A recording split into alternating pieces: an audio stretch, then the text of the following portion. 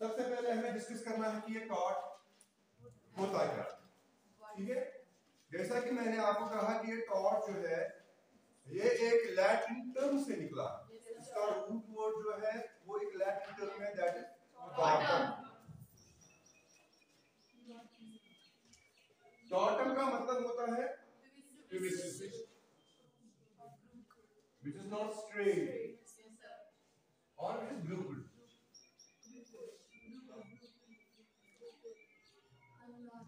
Simple सी बात, जब भी एक इंसान कोई ऐसा काम करेगा जो सही ना हो तो सिंपल सी बात है वो काम ट्विस्टेड ही हो सकता है, ठीक है। ट्विस्टेड मींस टेढ़ा। अगर मैं कोई लॉफुल काम करूं तो वो मेरा काम जो है वो टेढ़ा नहीं, वो सीधा। आपको समझ में आ गया? इसलिए मैंने आप यहाँ पे क्या लिखा, नॉट स्ट्रेट, ठीक है। क्लियर हुआ? जब भी आप में से कोई भी इंसान जब कोई लॉ अनलॉफुल एक्ट करता है तो वो एक्ट क्या हो सकता है, ट्विस्टेड हो सकता है, वो स्ट्रेट नहीं हो सकता। आपको समझ में आ गया? ठीक है।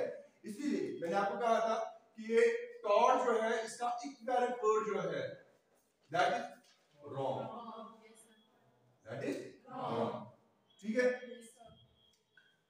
अभी ब्रांच जो है लॉ ऑफ टॉर्ट्स, ये लॉ ऑफ टॉर्ट जो है ये लॉ की एक ब्रांच है। इसमें जो रॉन्ग डूअर होता है, गलत करने वाला, रॉन्ग करने वाला, वो एक्ट करता है जो ट्विस्टेड, जो स्ट्रेट।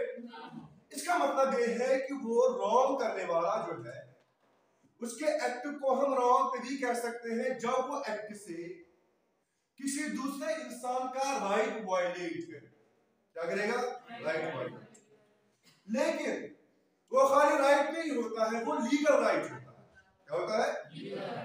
राइट और लीगल राइट में फर्क, ठीक है।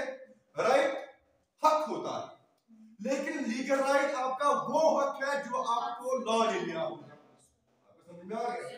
मैंने आपको इससे पहले भी कहा था, अगर कोई बच्चा डूब रहा है, आपके पास कैपेसिटी है, आपके पास ताकत है उस बच्चे को बचाने के लिए, लेकिन आप बच्चे को नहीं बचा रहे, ठीक है। उसका राइट था बेचारी कि उसे कोई बचाए, ठीक है।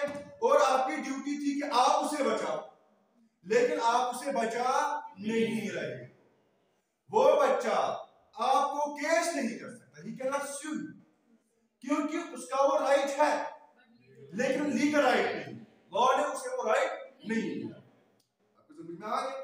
उसे हम रॉन्ग नहीं कह सकते, लीगल रॉन्ग नहीं कह सकते। वो रॉन्ग हो सकता है लेकिन वो लीगल रॉन्ग नहीं। आपको समझ में आ गया?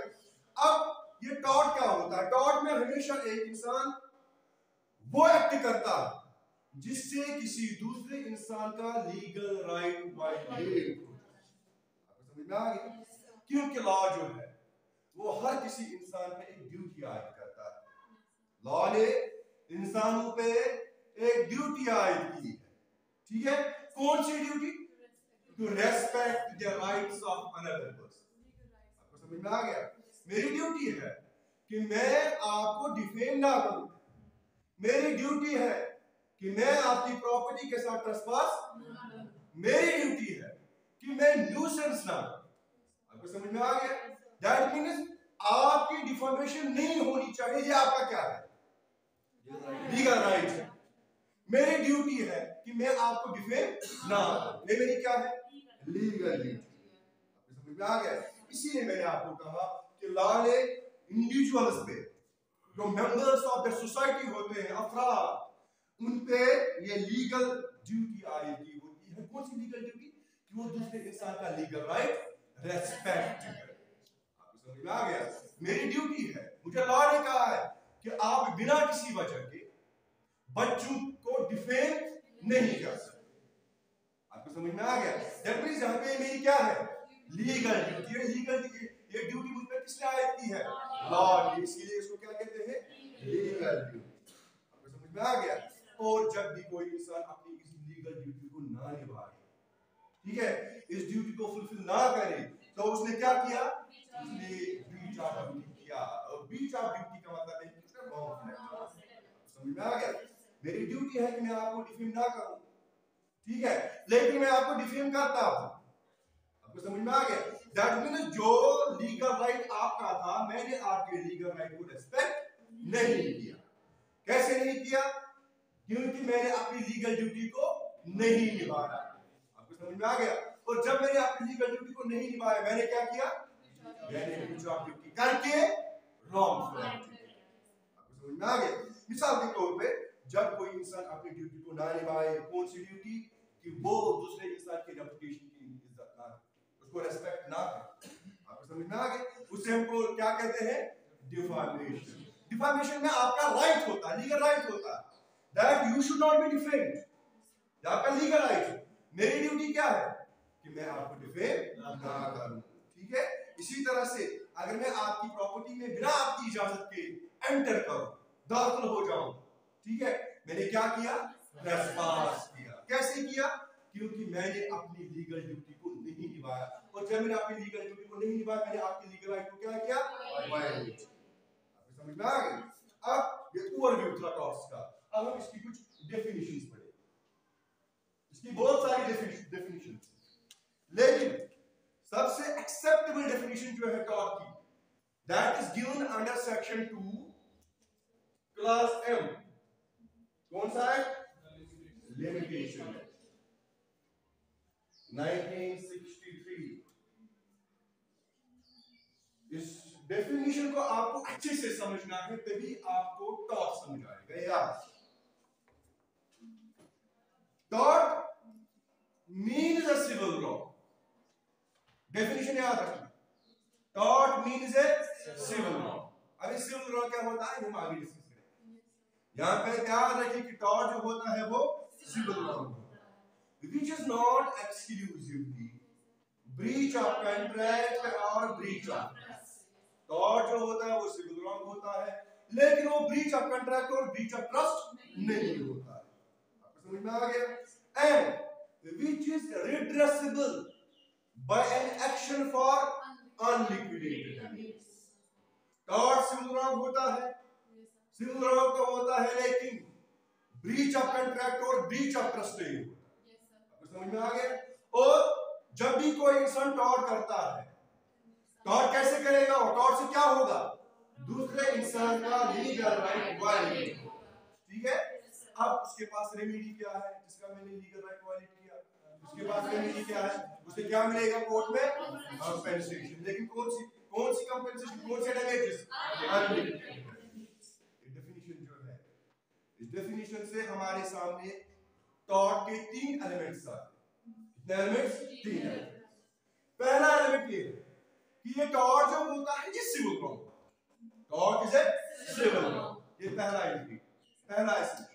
टॉर्ट हमेशा सिविल रॉन्ग हो सकता है, ये क्रिमिनल रॉन्ग नहीं हो सकता है, टॉर्ट सिविल रॉन्ग हो सकता है। दूसरा, टॉर्ट सिविल रॉन्ग तो है, लेकिन ब्रीच ऑफ कॉन्ट्रैक्ट और ब्रीच ऑफ ट्रस्ट को छोड़ के, ब्रीच ऑफ कॉन्ट्रैक्ट और ब्रीच ऑफ ट्रस्ट जो है वो टॉर्ट के डेफिनेशन में नहीं आते। और दो, ब्रीच ऑफ कॉन्ट्रैक्ट और ब्रीच ऑफ ट्रस्ट जो है वो क्या है? सिविल रॉन्ग, लेकिन वो टॉर्ट नहीं। क्लियर हुआ? तीसरा, ये रॉन्ग जो है, it is redressable by an action for unliquidated damage. अगर मैं रॉन्ग करूं, मैं आपके लीगल राइट को वायलेट करूं, इससे क्या होगा? इससे अगर कोर्ट में साबित हुआ कि मैंने टॉर्ट किया, मैंने आपके लीगल राइट को वायलेट किया, ठीक है, और मुझ पे साबित होता है कोर्ट में कि मैंने आपका लीगल राइट वायलेट किया, मैंने टॉर्ट किया, तो आपके पास रेमेडी क्या है? कोर्ट आपको क्या देगा? Unliquidated damage. क्या देगा? Unliquidated damage. सबसे पहले हम डिस्कस करेंगे टॉर्ट जो होता है सिविल लॉ कैसे होता है, ये सिविल लॉ होता क्या? आपको समझ में आ गया? जैसा कि मैंने अभी आपसे कहा, tort belongs to the category of civil wrongs. Tort किस कैटेगरी में शामिल होता है? सिविल रॉन्ग्स की कैटेगरी। अब ये सिविल रॉन्ग का नेचर जो है, it is different from a criminal wrong। The nature of civil wrong is different from a criminal wrong। आपको समझ में आ गया? जब हम सिविल रॉन्ग और क्रिमिनल रॉन्ग को आपस में डिफरेंशिएट करेंगे, तभी हमें ये टॉर्ट जो होता है, ये सिविल रॉन्ग कैसे होता है हमारे सामने आएगा। ठीक है? सबसे पहली बात आप याद रखिए, सिविल रॉन्ग जो होता है, इसमें जो इंजर्ड पार्टी, इंजर्ड पार्टी हम किसे कहेंगे? जिसका लीगल राइट वैल्यू वाइलेट किया, वो इंजर्ड पार्टी। मिसाल के तौर पे मैंने आपकी डिफेमेशन की, ठीक है, आप क्या बन गई? इंजर्ड पार्टी, ठीक है, और इंजर्ड पार्टी ही प्लेंटिफ बनती है क्योंकि आज मेरे खिलाफ कोर्ट में सूट करो, ठीक है। अब सिविल लॉ में जो इंजर्ड पार्टी होती है यानी कि प्लेंटिफ जो होता है वो रॉन्ग डूअर के खिलाफ, टॉर्ट करने वाले के खिलाफ कौन सी प्रोसीडिंग्स इनिशिएट करता है? Civil proceedings. यार टॉर्ट में जो इंजर्ड पार्टी होती है वो रॉन्ग डूअर के खिलाफ यानी कि प्लेंटिफ के खिलाफ, सॉरी यानी कि डिफेंडेंट के खिलाफ सिविल प्रोसीडिंग्स को इनिशिएट करता है। आपको समझ में आ गया? ठीक है। और जो मेन रेमेडी हुई, मैंने आपका लीगल राइट वायलेट किया, मैंने टॉर्ट किया, आप मेरे खिलाफ कोर्ट में सिविल प्रोसीडिंग्स इनिशिएट करते हो, कोर्ट में साबित होता है कि मैंने टॉर्ट किया, मैंने आपका लीगल राइट वायलेट किया, ठीक है, तो उसमें रेमेडी जो होती है that is damage, that is damage. आपको समझ में आ गया? दैट मींस ये प्लेंटिफ जो है, ठीक है, ये इंजर्ड पार्टी जो है he is compensated, he is compensated. कौन से कंपेंसेट करेगा? कौन से कंपेंसेट करेगा? डिफेंडेंट। कोर्ट अपने जेब से देगा, कौन देगा? डिफेंडेंट। आपको समझ में आ गया? लेकिन क्रिमिनल लॉ में जो एक्यूज्ड होता है, एक्यूज्ड उस इंसान को कहते हैं जिसने किसी क्राइम का इल्जाम, एक्यूज्ड को हम उर्दू में कहते हैं मुल्जिम, क्या कहते हैं? मुल्जिम। कन्विक्ट को हम उर्दू में कहते हैं मुजरिम, क्या कहते हैं? मुजरिम, ठीक है। एक्यूज्ड और कन्विक्ट में फर्क है। अगर आप पे कोई इल्जाम है हम आपको मुजरिम नहीं कह सकते, आप पे खाली इल्जाम है। आपको समझ में आ गया? और याद रखो लॉ का उसूल है कि मुल्जिम जो होता है, जिस किसी इंसान पे इल्जाम होता है किसी रॉन्ग का, he is presumed to be innocent। Court मान के चलता है कि ये innocent, इसने क्राइम नहीं किया, इस पे खाली इल्जाम होता है, ठीक है, तब तक वो मासूम माना जाता है, तब तक वो innocent माना जाता है जब तक इस पे ये क्राइम साबित ना हो। अगर एक बार उस पे ये क्राइम साबित हुआ, अब हम उसे एक्यूज्ड नहीं कह सकते, अब उसे क्या कहते हैं? कन्विक्ट कहते हैं, ठीक है। क्रिमिनल लॉ में जो एक्यूज्ड होता है, ये मुल्जिम जो होता है, वो कौन सी प्रोसीडिंग्स इनिशिएट करता है? Criminal proceedings. आपको समझ में आ? सॉरी, एक्यूज्ड के खिलाफ क्रिमिनल प्रोसीडिंग्स इनिशिएट, एक्यूज्ड नहीं करता, एक्यूज्ड के खिलाफ क्रिमिनल प्रोसीडिंग्स इनिशिएट होती है, लेकिन कौन करता है? स्टेट करता है। आपको समझ में आ गया? याद रहा, उसमें कौन करता है? प्लेंटिफ डिफेंडेंट के खिलाफ सिविल प्रोसीडिंग्स इनिशिएट करता है, लेकिन यहाँ पे एक्यूज्ड के खिलाफ जो क्रिमिनल प्रोसीडिंग्स इनिशिएट होती है वो कौन करता है? स्टेट करता है। आपको समझ में आ गया? दैट मींस वहां पे रेमेडी क्या थी? Compensation, damage.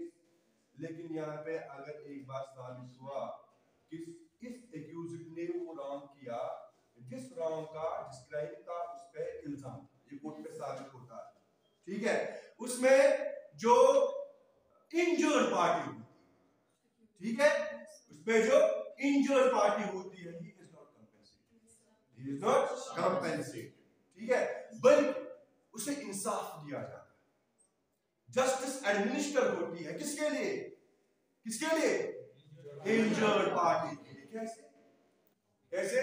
Bye punishing the wrong, जिसने रॉन्ग किया होगा, जिसने क्राइम किया होगा, उसे सजा देगी। उसे ये नहीं कहता है कि आप उसे कंपेंसेट करो, बल्कि उसे सजा दी जाती है। मिसाल के तौर पर अगर कोई इंसान मर्डर करता है, murder is not a civil wrong, murder is a criminal wrong. अगर मुझ पे इल्जाम है कि मैंने मर्डर किया और कोर्ट में साबित होता है कि मैंने मर्डर किया, तो मुझे क्या दिया जाएगा? सजा दी जाएगी। ये उसके लिए इंसाफ है जिसका मर्डर मैंने किया है। आपको समझ में आ गया? क्लियर हुआ? तो दूसरी डिफरेंस है, दूसरा इंग्रेडिएंट ये, पहला इंग्रेडिएंट क्या था? Tort is a civil wrong, ठीक है, the nature of civil wrong is different from a criminal wrong. इसलिए मैंने आपको कहा कि सिविल रॉन्ग में क्या होता है और क्रिमिनल रॉन्ग में क्या होता है। दूसरा, tort is other than breach of contract and breach of trust, ठीक है। टॉर्ट जो होता है वो सिविल रॉन्ग होता है, लेकिन हर कोई सिविल रॉन्ग टॉर्ट की कैटेगरी में शामिल नहीं होता है। बिल्कुल ब्रीच ऑफ कॉन्ट्रैक्ट और ब्रीच ऑफ ट्रस्ट को एक्सक्लूसिवली एक्सक्लूड किया गया, उसको बाहर रखा गया है। किससे? टॉर्ट की डेफिनेशन से। आपको समझ में आ गया? टॉर्ट जो होता है वो सिविल रॉन्ग होता है, लेकिन ब्रीच ऑफ कॉन्ट्रैक्ट और ब्रीच ऑफ ट्रस्ट को छोड़ के, आपको समझ में आ गया? इसीलिए मैंने आपको कहा था, अगर आपको याद होगा, टॉर्ट जो होता है इसमें हर कोई सिविल रॉन्ग, लेकिन हर कोई सिविल रॉन्ग टॉर्ट नहीं होता। आपको समझ में आ गया? ठीक है। मिसाल के तौर, अगर आपको देखना होगा कि एक इंसान ने कोई रॉन्ग किया, अब आपको देखना है कि ये रॉन्ग जो है ये किस कैटेगरी में शामिल है। मैंने कोई रॉन्ग किया, आपके लिए क्वेश्चन है कि आपको देखना है कि मैंने ये जो रॉन्ग किया ये किस कैटेगरी में फॉल। क्या ये क्रिमिनल रॉन्ग है, क्या ये सिविल रॉन्ग है, कि क्या ये ब्रीच ऑफ कॉन्ट्रैक्ट या ब्रीच ऑफ ट्रस्ट। सबसे पहली चीज आपको ये देखनी पड़ेगी कि क्या ये मेरा रॉन्ग क्रिमिनल रॉन्ग तो नहीं। ठीक है, अगर मेरा ये रॉन्ग क्रिमिनल रॉन्ग नहीं है, ठीक है, दूसरी चीज आपको क्या देखनी पड़ेगी, क्या ये अभी ब्रीच ऑफ, अभी क्रिमिनल रॉन्ग है ही नहीं। दूसरी चीज जो आपको देखनी है, क्या देखना है कि क्या ये ब्रीच ऑफ कॉन्ट्रैक्ट या ब्रीच ऑफ ट्रस्ट तो नहीं। ठीक है, अगर ये ब्रीच ऑफ कॉन्ट्रैक्ट और ब्रीच ऑफ ट्रस्ट भी नहीं होगा, तभी हम कह सकते हैं कि ये रॉन्ग जो है क्या है, टॉर्ट है। क्या है? टॉर्ट।